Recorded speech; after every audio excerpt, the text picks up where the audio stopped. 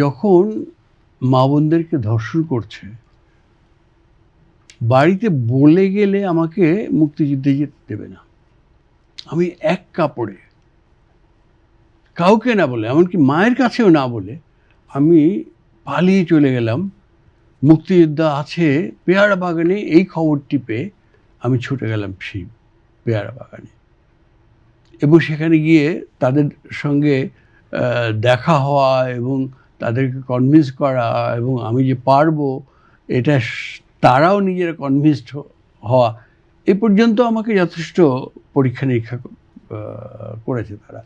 তারপর আমি গিয়েছি। কেন গিয়েছি? ওদেরকে এই অপমান করতে দেব না, এই অধিকার আমরা ওদেরকে দেব না। মরবো, তাতেও রাজি আছি, কিন্তু যুদ্ধ করে মরব, বীরের মতো মরব। এবং সেই উদ্দেশ্যেই যুদ্ধে নেমেছিলাম। যুদ্ধে কিন্তু কেউ আহ্লাদে যায় না। যাদের সম্মানবোধ আছে, যাদের দেশের প্রতি টান আছে, মানুষের প্রতি ভালোবাসা আছে, তারাই যায়। আপনি বুঝতে পারেন যে আমি আমার ভাই বোন, মা বাবা সবাইকে না জানিয়ে একা পালিয়ে চলে গেলাম।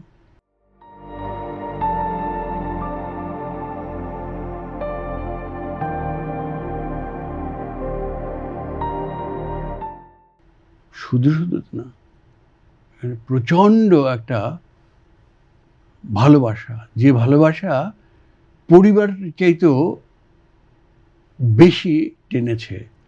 সবার জন্য ভালোবাসা, মানুষের জন্য ভালোবাসা। আমরা তো 52 ভাষা আন্দোলনের কথা জানি, 60 দশকের শিক্ষা আন্দোলন। হ্যাঁ, এবং আমি কিন্তু রাজপথে ছিলাম। তার আগে ব্রিটিশ বিরোধী আন্দোলন, সেইগুলো তো আরো আরো আরো দীর্ঘ। অত দূর গেলে তো আপনি লম্বা ইতিহাস হয়ে যাবে। না, দীর্ঘ আন্দোলনের পরে তবেই তো এটা হয়েছে। আপনাকে যদি সহজে একটু জানতে চাই যে মুক্তিযুদ্ধের প্রত্যাশা অনুযায়ী এখনো পূরণ হয়নি এমন কি প্রত্যাশা আছে, যেটি হচ্ছে দেশের সার্বিক পরিস্থিতিতে, যে আপনার কোন প্রত্যাশাটা পূরণ হয়নি এখনো মুক্তিযুদ্ধের আকাঙ্ক্ষার জায়গা থেকে? আমি বললাম না, আমি এক সময় বাহাদুরপুর ক্যাম্পে শিক্ষকতা শুরু করেছিলাম এবং শিক্ষকতা প্রেমে পড়ে গিয়েছিলাম।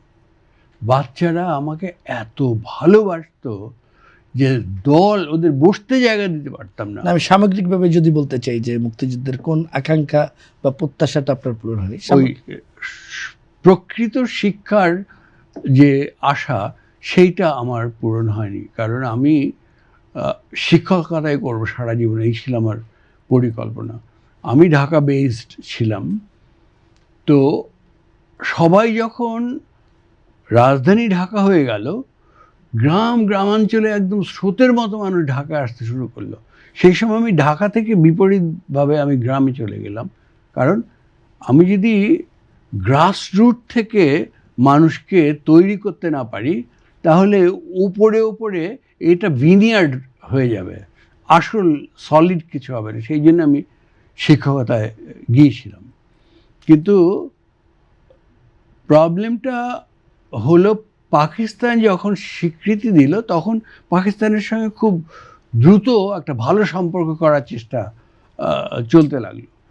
এই সময় পাকিস্তান হকি টিমের সঙ্গে বাংলাদেশ হকি টিমের একটা খেলা হয়, এবং সেই খেলায় পাকিস্তান বাংলাদেশ হকি টিমকে 17 গোলে হারিয়ে দেয়।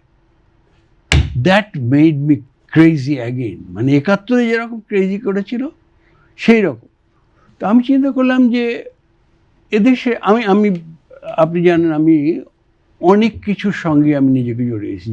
আমি নিজে বাঁশি বাজি, আপনি বোধহয় জানেন, আমি পেন্টিং করি, আমি শিক্ষকতা করি। শিক্ষকতাকে আমি এখনও ভালোবাসি, প্রচণ্ডভাবে ভালোবাসি।